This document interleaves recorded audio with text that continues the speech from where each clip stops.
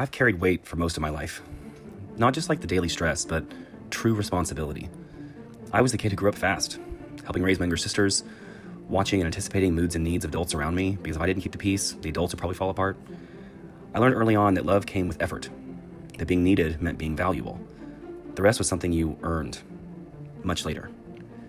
Then I grew up, as most millennials did, and the pattern didn't ever really stop.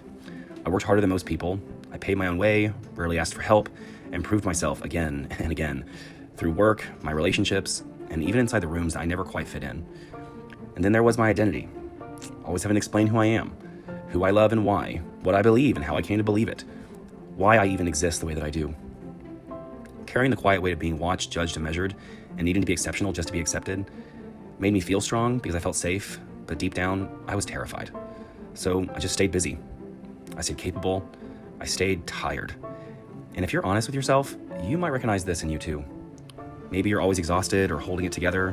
Maybe your answer for how you are is always fine, never fully resting, even when you sit down.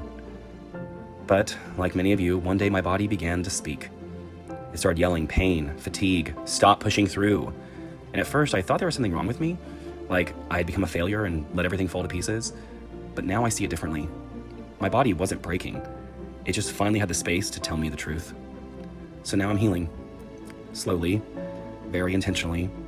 Sometimes gentle and nice, but also sometimes painfully horrible.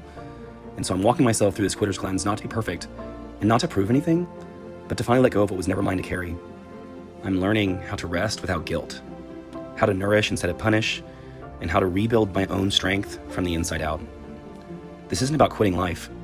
It's about quitting survival mode and choosing a body, a life, and a rhythm that can actually hold me without the constant effort. If this sounds familiar, you're not lazy and you're not broken. You're tired because you've been strong for a long time.